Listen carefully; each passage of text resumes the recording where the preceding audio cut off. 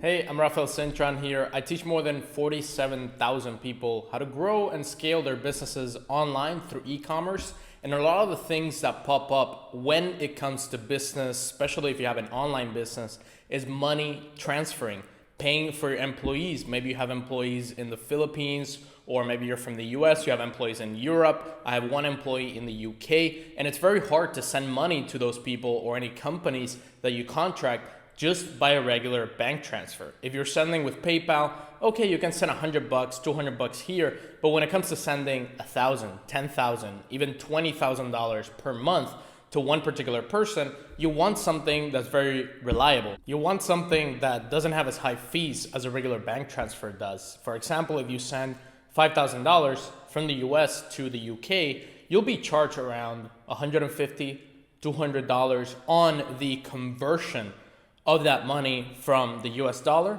to the British pound. So even if, let's say, your wire transfer fee from the US, whatever bank you have, is like $50, $40, pretty reasonable, then what they do is they mark down the conversion rate of that currency. So instead of being, let's say, to something like a Filipino peso, which I pay my Filipinos a lot in their pesos, if you were getting a rate of like, let's say 48 pesos to $1, the bank will just charge you $25 for the wire transfer fee, but they'll give you 45 pesos to the dollar.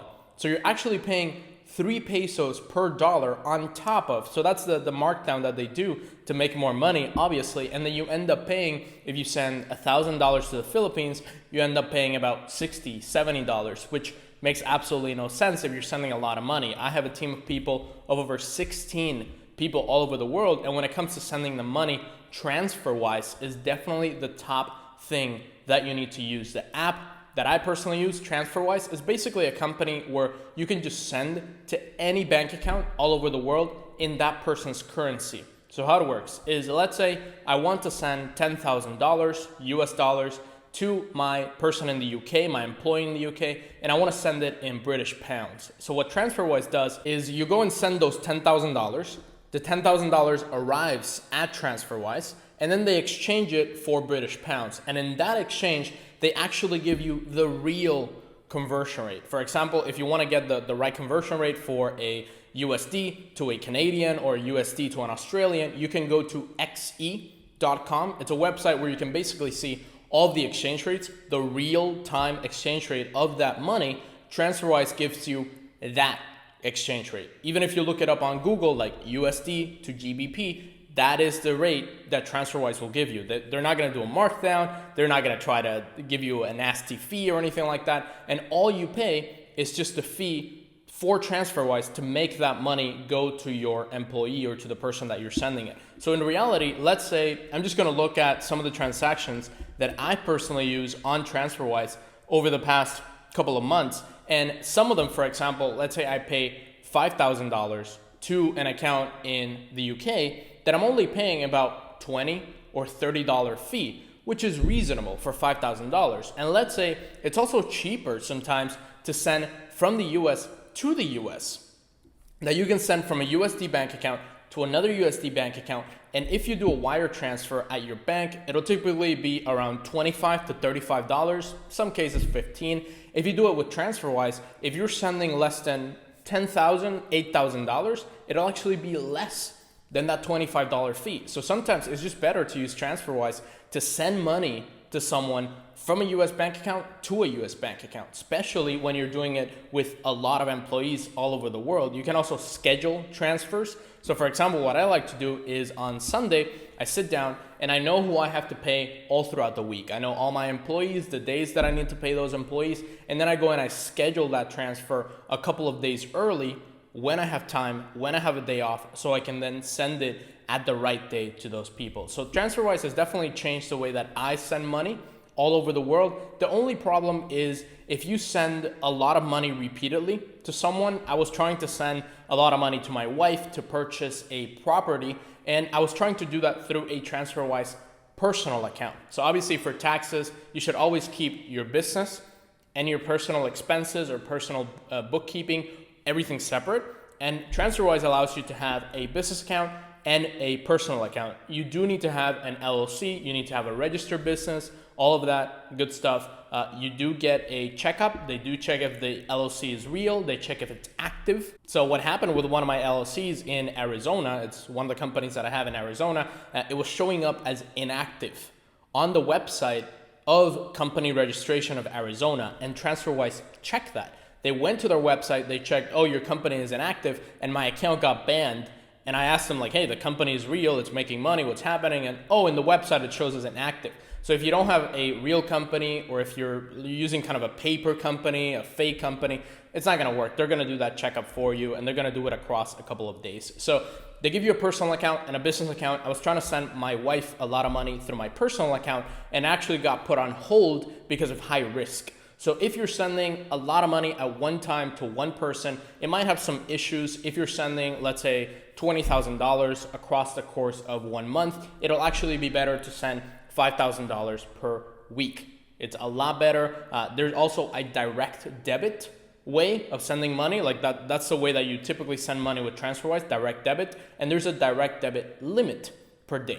So currently I have a direct debit limit of about $15,000 per day. So if I send $15,000 to someone, I can't just go and send $15,000 to someone else and $10,000 to that person.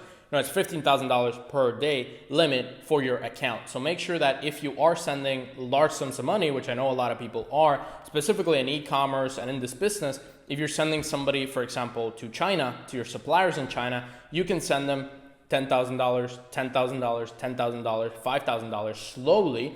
Don't just go and send it all throughout one day. And also, you can hold any type of currency that you want. So let's say that I'm here in Dubai. I'm from the US, but I'm here in Dubai, and I want to hold Emirati, the country United Arab Emirates, Emirati dirham, which is the currency here. I want to hold that currency. It kind of works as a bank account. Transferwise is sort of your own bank account. They have their bank partners, so your money is not really safe there. If their bank partners fail, then your money is gone. Basically, you can't really do much about it, but you can hold money there. You can put like $5,000, $10,000. If you are outside of the US, or if you, let's say, are just having a bank account that has more than $10,000 on Transferwise, you do need to report that to the US if you're a US citizen. So for example, I'm a US citizen. Whatever money that I put outside of the US, if it's more than $10,000, I need to tell the US about it. I need to report it. So if you just think you can put a lot of money on Transferwise and being a US citizen, you can't get away with that. It is a foreign entity or a foreign company that keeps money, foreign financial institution. So you do need to report that to the US in what's called a foreign bank account reporting, or an FBAR form. So just keep in mind that if you are from the US, you will have to have a lot of more things that you need to report to the US. Other things that I love about Transferwise is just how easy it is to send money to someone. For example, if you're getting a VA, or let's say you have a supplier that's supplying your products from China or Taiwan or wherever it is, let's say you have to pay that person $5,000, instead of paying them or asking them, hey, can I pay you by PayPal, or can I do like a credit card transfer, which is not really that safe. The fees are gonna be crazy. It's better just them give you the bank account. Make sure that you trust them, because if you send money to a bank account by Transferwise, you can't really get it back. It's not like if somebody scams you, you send a money to Transferwise and then you're gonna get that money back. It does not work that way. It's not like a card or a credit card. You can't really charge back on it, dispute it, not like PayPal. So if you do trust that supplier in China, let's say you need to pay them $5,000, you can pay them directly to their bank account, and the fees are very low. So on that $5,000, you'll pay about $20, $30, $40, which is nothing compared to what you'll pay on PayPal. For a $5,000 transfer, you're gonna pay like $250, $300. And if you do that again and again, you're paying thousands of dollars on top of what you would be paying with Transferwise. So I definitely recommend it if you're sending a lot of international transfers, if you're sending more than, I would say $20,000, $25,000 a month in transfers. Also, if you're sending to people in the US from a US bank account, or from whatever country you're in to that other country's bank account, the fees will probably be less than they are at the bank to send that money from the bank to another bank. So I definitely recommend Transferwise. They also have a really cool notification system, which means that if you send money and it has not arrived there yet, it takes a couple of days to actually get there. It's not like immediate. I do have immediate transfers right now because I've sent more than, I think, $250,000 or $100,000 I'm not really sure what the limit is to get automatic transfers. What that means is that if you send somebody money, it gets there immediately, like literally in 5 minutes, which is, it's pretty cool if you're sending money to like the Philippines or somewhere else where they need that money quickly to pay for rent or something. The money does arrive there in 5 minutes, but you get that after you spent a lot of money with Transferwise. So the notification system, how it works is, let's say you're sending your supplier a $5,000 payment for some products in China. When you send that $5,000, the supplier doesn't get the money right away, but they do get a notification, an email, maybe an SMS about that transfer. Like when you're doing the Transferwise transfer, you put in their email or their phone number, they actually get notifications on when is that coming, what day is it getting deposited in their bank, pretty much everything that they need about that money. So when the money gets there, they're happy, they know when it's gonna get there, they know that maybe it's taking like 5 days to get there. Transferwise does have some delays sometimes, especially on weekends, and especially if something like a typhoon or something in the Philippines happens, then there's a lot of money that is like being transacted between countries, different countries around the world, and Philippines. There might be some delays, but I haven't really experienced any big delays. The only big one that I had was when I was trying to send my wife money and it kind of clogged up all the account. That was the only big experience or bad experience that I had with Transferwise. And the other one with my company being disabled or inactive, and they wanted to put my whole account on a ban list or something like that. You can call them all over the world as well. So whatever language you speak, I speak Spanish, German, and English.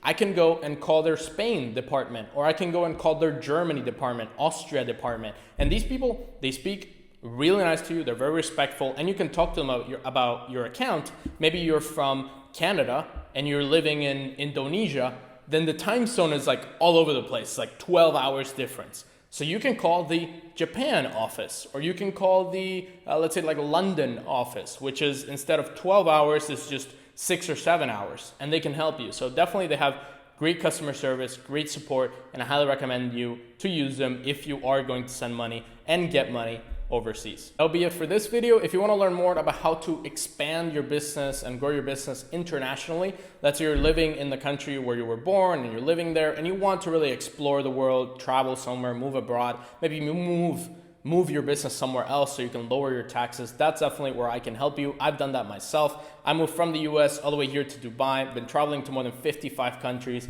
I'm currently on the way of getting a second passport as well, not just the US. So I can definitely help and give you guidance. You can book a free call in the link in the description and we can talk for 15, 20 minutes on your specific case, what I recommend to you, what research methods do I recommend, and also if you want to learn how to build and grow your e-commerce business and build a business online, you can check us out, Automated E-commerce. In the second link, I'm going to post my other YouTube channel there. Subscribe, hit that like button and that notification bell, and comment down below your thoughts on this video. I will see you on the next one.